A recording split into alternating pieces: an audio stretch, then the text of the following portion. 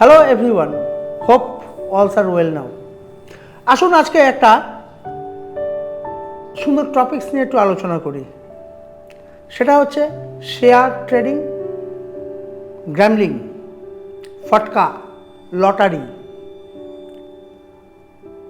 একটা জাতক বা জাতিকার হরোস্কোপে কোন কোন কানেকশান, কোন কোন প্ল্যানেটারির কী অবস্থান থাকলে একটা জাতক বা জাতিকা শেয়ার বাজারে বিপুল অর্থ লাভ করতে পারে, বা কোন সময় শেয়ারটায় নিবেশ করতে হবে, বা কোন সময় বেরিয়ে আসতে হবে, বা কোন জাতক জাতিকার শেয়ারের দিকে যাওয়াই উচিত না, বা লটারির দিকে যাওয়াই উচিত না, বা লটারির টিকিটটা কাটলে কবে, কখন, কোন সংখ্যায় কাটতে হবে, বা আদৌ কি আপনার লটারির প্রাপ্তি আছে জানতে হবে, তাই তো?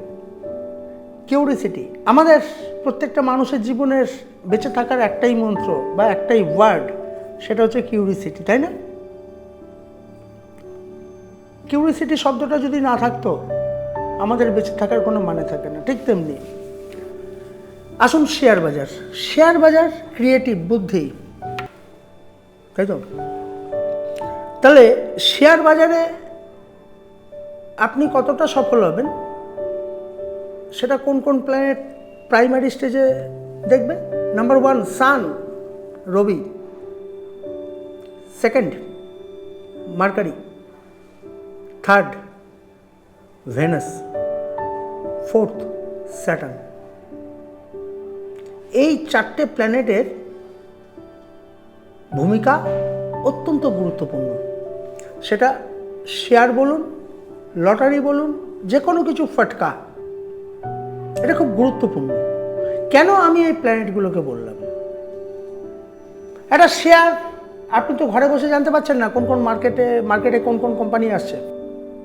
সেটার জন্য যোগাযোগ, কমিউনিকেশন করতে হবে। তার জন্য থার্ড হাউস, কালপুরুষের রাশিচক্রে থার্ড হাউস হচ্ছে বুধ, তো বুধকে লাগবে। ক্রিয়েটিভিটি, ইনটিউশন, কালপুরুষের রাশিচক্রে পঞ্চম ভাবের লর্ড হচ্ছে সান, তো সানকে লাগবে। শেয়ার বাজার থেকে তো আপনাকে টাকাটা কামাতে হবে এবং জমাতেও হবে। তাহলে অর্থ ইনকাম করতে গেলে ভেনাসকে দরকার। কালপুরুষের রাশিচক্রে সপ্তম ভাবে এবং দ্বিতীয় ভাবের লর্ড হচ্ছে ভেনাস। অপরের অর্থ আপনার কাছে আসছে, মানে কালপুরুষের রাশিচক্রে ফার্স্ট হাউস এবং অষ্টম ভাবের লর্ড কিন্তু সেই মার্স। ওই জন্য মার্সকে আর বললাম না, ও কমন এজেন্ডা। আর শেয়ার ব্যবসাটাও একটা প্রফেশন, তো সেই স্যাটার্ন, কারণ কালপুরুষের রাশিচক্রের দশম এবং একাদশের লর্ড মকর এবং কুম্ভের লর্ড সেই স্যাটার্ন। তাহলে একটা জাতক বা জাতিকার হরোস্কোপে সে ভালো শেয়ার বাজারে থেকে অর্থ ইনকাম করতে পারবে কি পারবে না, সেটা বলবে যে একটা জাতক বা জাতিকার হরোস্কোপে শুক্র, বুধ, রবি, মঙ্গল, কমন ব্যাপার, মঙ্গল এবং স্যাটার্নের ভূমিকা শুভভাবে থাকতে হবে। এবং এটা কোন কোন ভাবের সাথে থাকলে ঠিক হবে, এবার সেটা তো একটা অ্যাস্ট্রোলজার বলবে।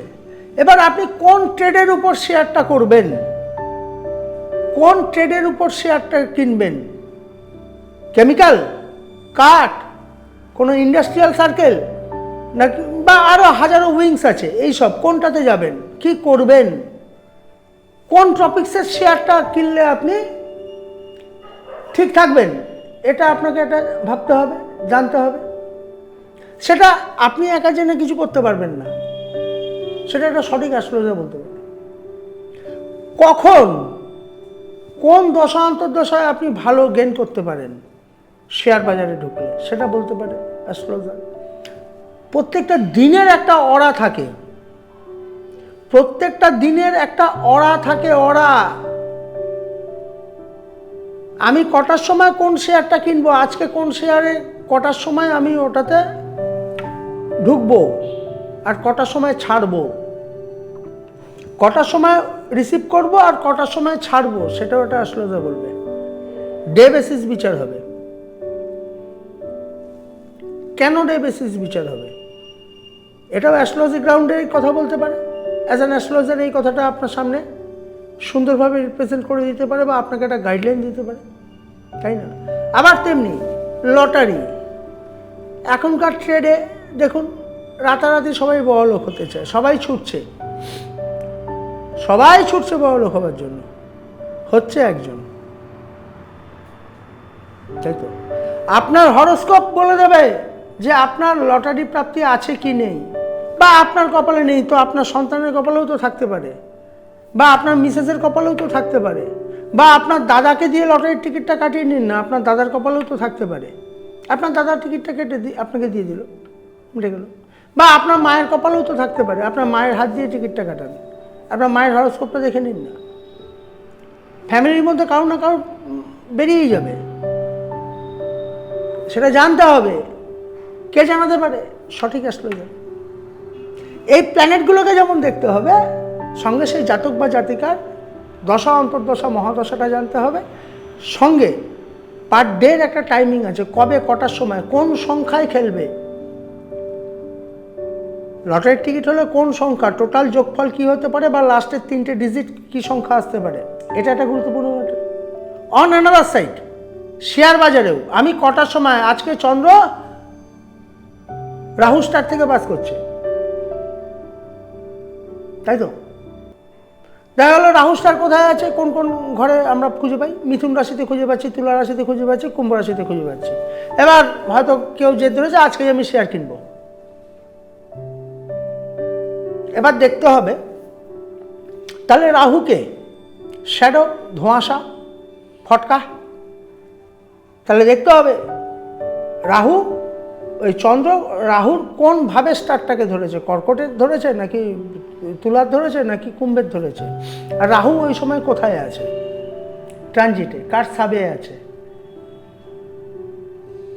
তাই না?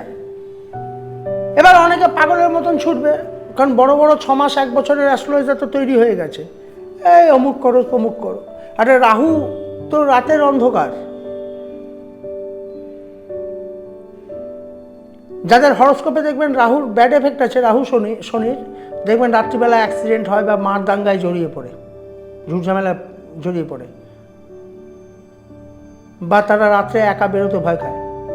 তারা হয়তো যদি রাত্রে একা কোথাও দাঁড়িয়ে থাকে, কারোর হরোস্কোপে রাহুর মহাদশায় শনির অন্তর্দশা যদি চলে, রাহু শনি মঙ্গল প্রাণ দশা যেদিন আসবে, সেই দিন যদি সে নিশিরাতে কোথাও একা দাঁড়িয়ে থাকে কোনো গলির মোড়ে, অবশ্যই একটা না একটা ঘাত প্রতিঘাত ঘটবে তার।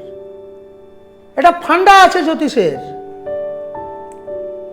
এটাকেই বলা হচ্ছে ফান্ডা অফ অ্যাস্ট্রোলজি, এটা জানতে হবে। আমি একটা ওই এরকম করে তিলক নিয়ে আর কিছু ভণ্ডামি করে চিটিংবাজি করে মা বাবা বাবা করে, হ্যাঁ সব ভালো হবে, অমুক করো না, তোমার পা ব্যথা পেট ব্যথা মাথা ব্যথা হচ্ছে, এইগুলোকে জ্যোতিষ বলে না।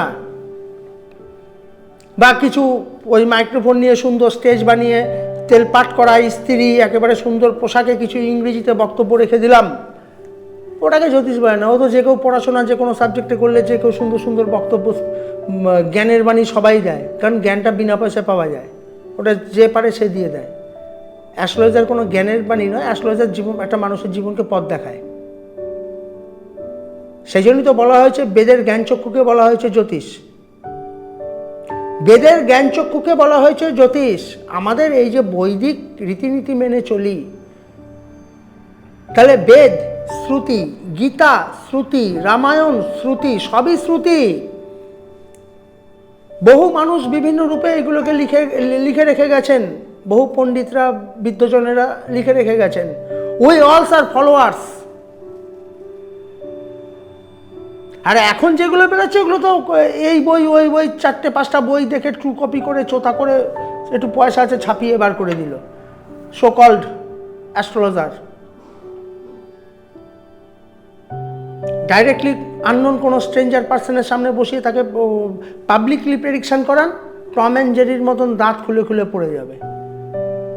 প্রেডিক্টিভিটি জ্ঞান নেই। হয়তো বলে দিল এই তোমার এই কাল সর্পযোগ, ওই যোগ, গোষ্ঠীর মাথা যোগ, পিণ্ডি যোগ, সব পিণ্ডি এক জায়গায় চটকে দিয়ে বলে দিল এই 10খানা মন্ত্র পাঠ করবে, তোমার ভাগ্য একদম ফিরে যাবে। 4টে অ্যাসিস্ট্যান্ট রয়ে গেছে, 4টে অ্যাসিস্ট্যান্ট তো একে চলমান মা বা চলমান বাবা বানিয়েই রেখে দিয়েছে অলরেডি।